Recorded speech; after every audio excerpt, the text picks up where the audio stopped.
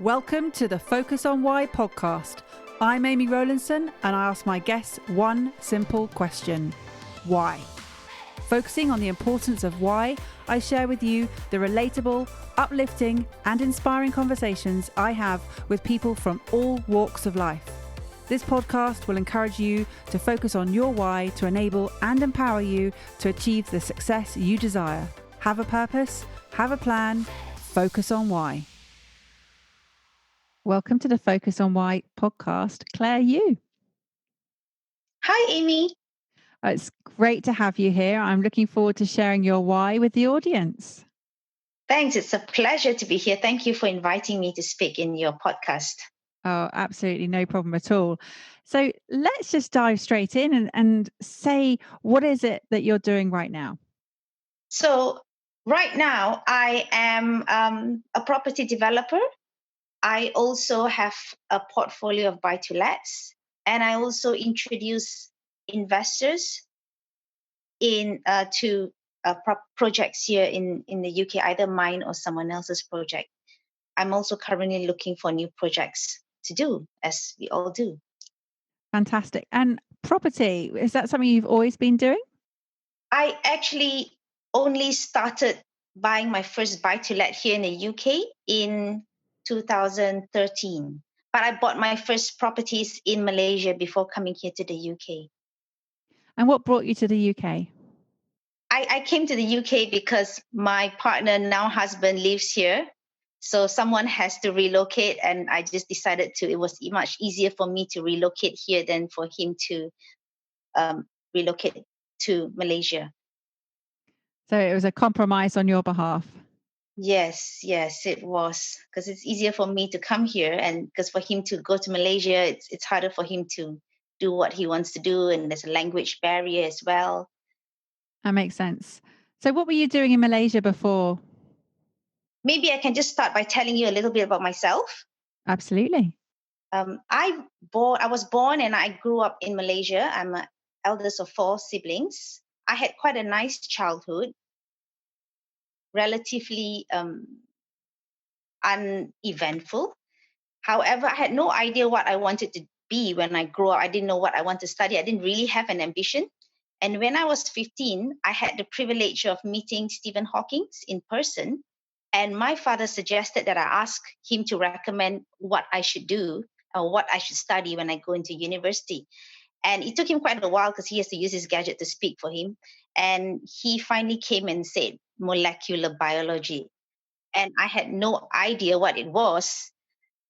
And I didn't know what I could do with that knowledge. So I did not follow his advice. Why do you think he chose molecular biology? I don't know. It's really hard to have a discussion with him because it takes like 5 minutes to give me that 2 words. And what was the context? Give me the context of why you were in his presence. Oh, because he came to Malaysia because my father worked with the science center, and he was the organizer, and Stephen Hawking was his guest. So I had the privilege of going behind the stage and meeting him in person. So after completely ignoring Stephen Hawking's valuable advice, what did you decide to do? I ended up doing veterinary medicine. Okay. Yeah. So I ended up doing that. It was a 5-year course, and I really enjoyed that course. And after graduation, I worked as a small animal veterinarian in university hospital. It was a very nice job. I had my colleagues, really nice team, but my salary at that time was only an equivalent to about £400 a month. So that wasn't really enough. And there was also no career progression if I continued to stay there. So eventually, after about 2 years, most of my team, most of us, we left. And most of my course mates, my colleagues, they were mostly my course mates anyway. So most of them, they had opened their own practice, their own vet practice, their own clinics. I did consider that, but I decided not to because I really value my freedom. Because once you have a practice, especially a clinic, you'll be stuck there all the time. You have to be at your clinic all the time until you've established yourself and, getting new vets to work for you, or else you'll be stuck there. And that wasn't something that I wanted to do. So I did not do that. And I went to join AstraZeneca, and I was a medical rep selling cancer drugs for a year.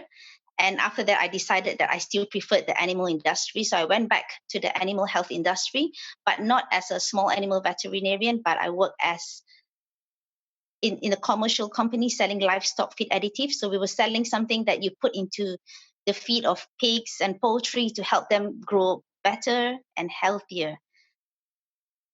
So that was what I was doing before I came here. So I was working with this company, and we have got like distributors all over the Far East. So I was managing all those different distributors in each different countries, providing them with technical support and helping them with, sales and all that. So was this all a careful plan? Do your degree, get these jobs that you really want to do? Is it all your passions, all these things? Yes, yes. So I mean, well, it was just not really a plan, but that was like the next step. So, once you've graduated, what do you do next? And what do you do next? So if this is not for you, what do you do next? And I like to try different things. So I've tried in the animal industry with a small animal. I've tried being in the livestock industry, and I mean, there are pros and cons in each, and I enjoyed that. So I thought that everything was just, that's how it was going to be. I was just going to, work hard and climb up the corporate ladder as most of us do. And until one day my then partner said to me that he was going to work really hard, and so that he could retire at the age of 45. And that actually made me think what was my retirement plan for myself, because the pension scheme that we had, it's not going to be enough. And back in Malaysia, there's no such thing as housing benefits. If you have no house, you're just really homeless, and there's no benefits or this allowance, and you get nothing. So you really have to plan and take care of yourself, or else you'll be a burden to your family. And I didn't want that. I didn't want to burden my future children to take care of me. So that's when I actively started to plan my retirement. And a lot of my friends or family, they were quite um, surprised, because they said, you just started your career, you're only 30 years old, and you're already planning for your retirement. That's what that's what people say to me. So you were very strong about that. You were 30 years old. This is what I'm going to do. Why was it important for you to have this future plan sorted? Yeah, because I didn't want to depend on anyone. Like I said, if you don't have a retirement, you can work and work, and at the end of your work life, if you don't have enough for your retirement, you won't be able to enjoy your retirement, because if you have to just live from month to month, with that little amount that you have. I really wanted to have a nice retirement, at least because I love to travel, and I didn't want to be a burden to your children. In the Asian culture, a lot of them, they tend to depend on their children. It's like your children's responsibility to take care of the parents when they're old. So I don't want to be my children's responsibility. And also I didn't want to depend on my future partner, because I see a lot of women being stuck in a relationship, and they cannot leave even though they're not happy, because they are not financially independent. And I do not like that. And I believe that every woman should have their own source of income. So they can be in a relationship for as long as they want, but they shouldn't be stuck there just because they feel that they have no other choice. That's why I felt very strongly about looking for a way that I can uh, have a good retirement.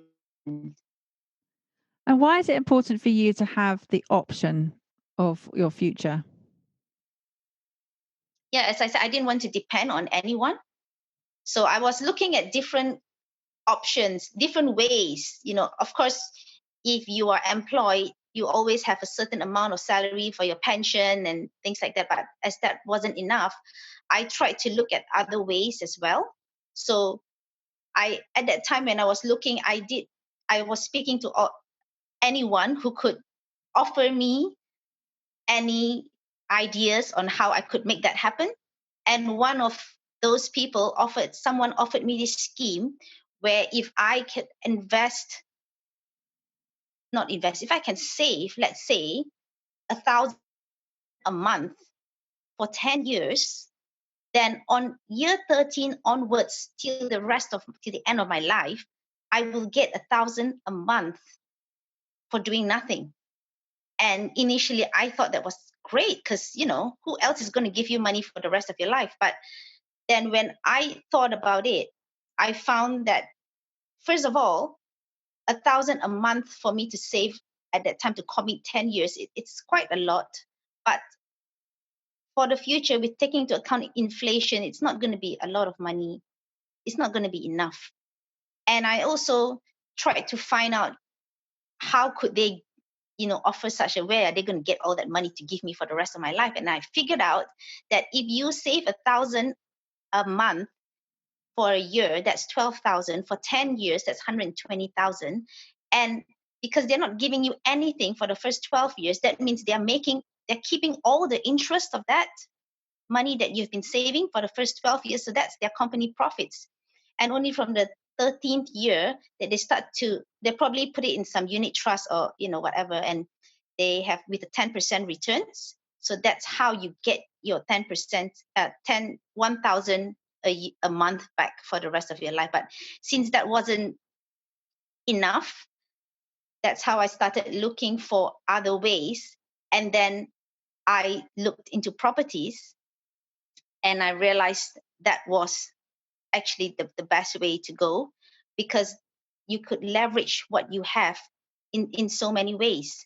So at that time, for example, we only need 10% of deposit to buy a property. So let's say for a property, if the property is worth 200,000, I only need a deposit of 10%, which is 20,000. And if the property price just increased by 10% to 220,000, there's a profit of 20,000, and that meant 100% returns of the amount that I invested in the first place. So that's and also I figured out that if I could rent that out, because we it's on a repayment mortgage. So after 25 years, the tenant would be paying off my mortgage for me. So after 25 years, just in time for my retirement, all the properties would have been paid off. I will not have any more mortgage on it. So my plan was to live in one of those, and the few others would be the rental from the other properties would be my income. I can use that for my food, for living expenses, and there should be enough for traveling as well. So I thought that would be my plan, and that seemed to work really well. And I was really happy that I found a solution to my retirement.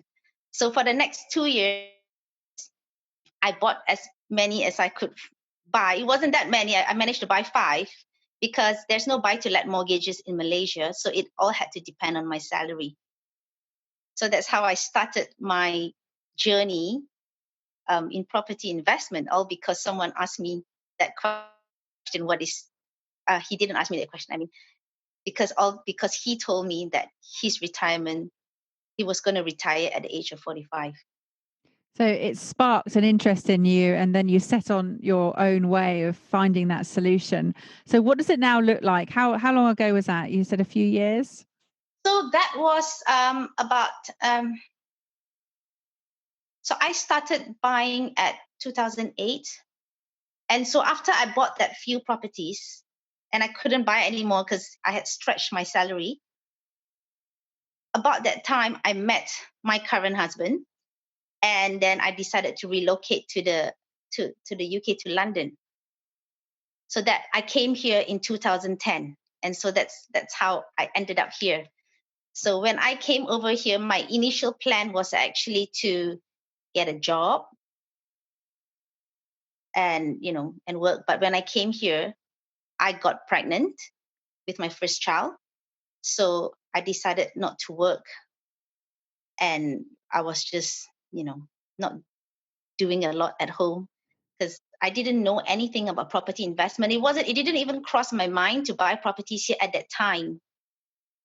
I did try to do a small business because I was so bored. I decided to buy over someone's online fashion business, like clothes, ladies' clothes in Malaysia. But that was my first business mistake.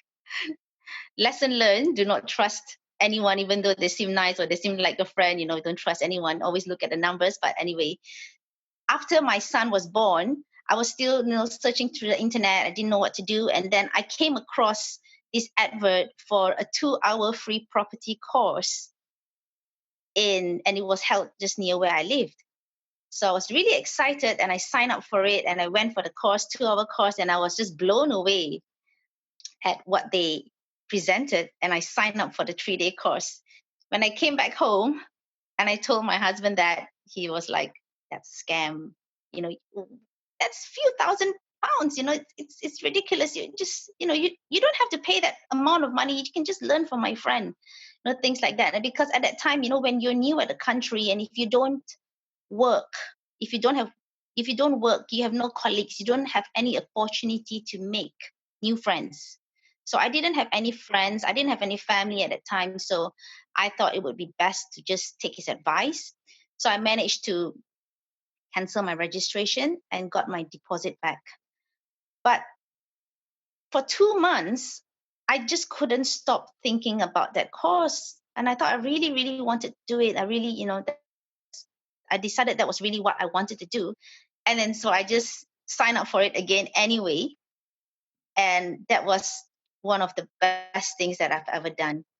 And I have no regrets. And there was no looking back after that, because it was such an eye opener for me, because everything here is so different. The way there's no buy to let mortgages in Malaysia. So now there's buy to let mortgages here, and you could actually remortgage. The concept of remortgaging and recycling your cash, and even the concept of buying below market value, because I'm not a very business savvy person. I can probably study and all that, memorize lots of facts, but when it comes to being streetwise, I wasn't very streetwise. That even when I didn't even know you could offer below the asking price. So all my properties back in Malaysia, I offered full asking price. I remember there was once the property agent asked me, so how much do you want to offer? And I just looked at him. Oh, the asking, how much is it selling for? And he told me the price. I said, yeah, that's the amount. And he looked quite puzzled. And now I know why he looked quite puzzled. So you were naive, but the most important thing is you just got started. Yes, yeah. So for 9 months after that course, I was looking for this below market value property that we were taught to look for 9 months. I was just viewing hundreds of properties, putting in offers, and I did not realize that the 20% below market value concept is usually for properties up north. So anyway, after 9 months, I managed to find my first below market. It wasn't 20%, it was 15%. And when I went for my monthly meeting, I just told them, and I said, oh, it's not 20%, it's just 15. But when they found out that it's not up north, it's in Essex, I thought, oh, that's really good. So that's how I bought my first. And fortunately for me as well, the properties that I bought in Malaysia, that when I bought, it was the market was stagnant for 9 years, but after I bought it, it had steadily increased. So I could sell them off one by one and use the profits as my deposit to start buying my buy-to-lets here. You've learned a lot in a short period of time. Yes. Yes, I have. And are you on your way for retirement? Have you shortened that from 45 years old now? Well, I could easily retire now if not for my 2 kids, And what is it you want to give your children? I want to give them the opportunity to do anything, to pursue their own passions. Like I would like them to give them the opportunity to whatever they want to learn. I can, money doesn't have to be a barrier. They can learn whatever they want to, and they can be whatever they want to in the future without having to think like, oh, is this job going to give me, enough money? Or, like my son, he loves creatures and exploring. So he's always asking me, Mommy, if I be a forest ranger, will I be able to earn a lot of money? So I just tell him, just do what you like and be the best. Even forest rangers, if you can be someone like his idol is, what's that guy called? Coyote Peterson. So if you can be like Coyote Peterson, you can still make a lot of money. So, you just do what you want and be the best in it. Was that the same advice that you got when you were a child? No, I didn't get that advice when I was a child. Unfortunately, being from an Asian family, they tend to say that, oh, you should study, things like engineering, medicine, and courses like that. Although my father didn't think that the investment required to study medicine was worth it, because it's really expensive to study medicine. But the typical Asian families, they like engineering and medicine and accountancy and things like that you can get really good salary on. And for you, it's more important to do what you love. Yes, I think it's really good to have a passion from when you were young, because for me, I didn't have a passion when I was young. So I was just like, whatever, and well, this looks good, and so I'll just do it, and I enjoy. Well, I need to enjoy the course, but it's not like it wasn't my dream when I was young to be a vet. It's just that I just happened to do a diploma course in the veterinary faculty, and I saw what the seniors were doing, and then I just fell in love with it.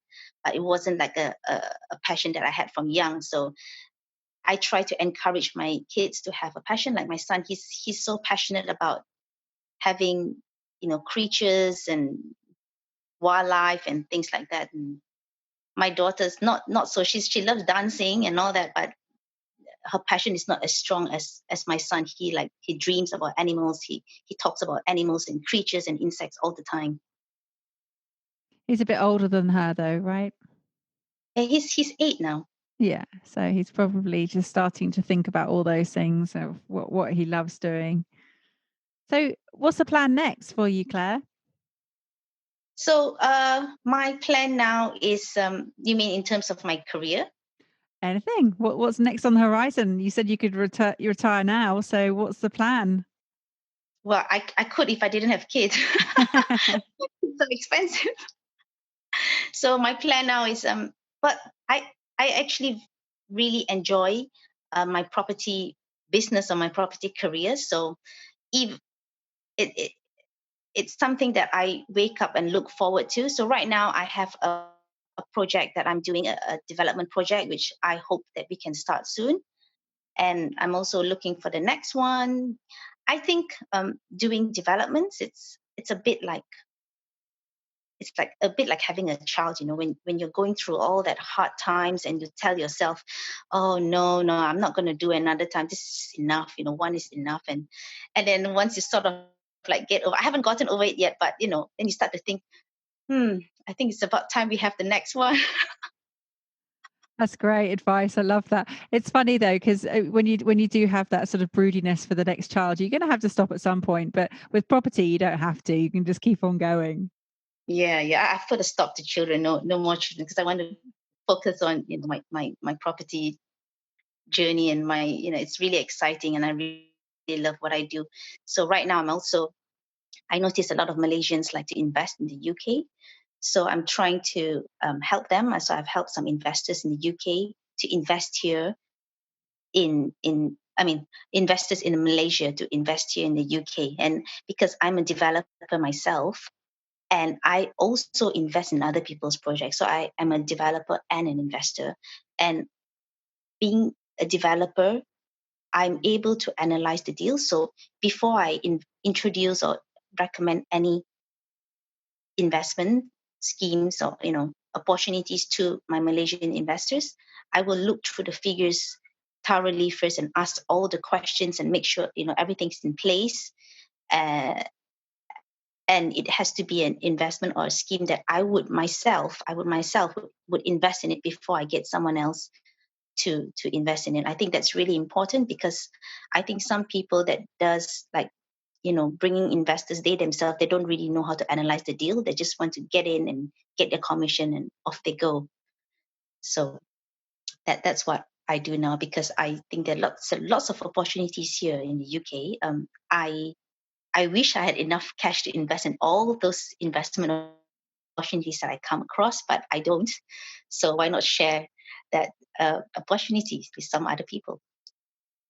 That's fantastic. So you've definitely been inspired to be that independent financial woman that you're advocating other people are.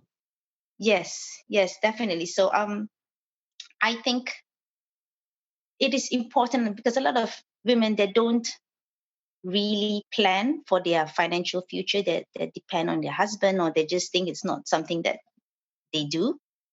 I have helped some of my friends to encourage them to buy to lets. I've got a friend whom I've helped to, well, sort of mentor to achieve her financial freedom. Because so we calculated that she would need 5 properties to achieve, like, well, it's financial freedom in the sense that she's not going to be like have a luxurious life, but it would be enough for her to pay off all the mortgages and have a comfortable life.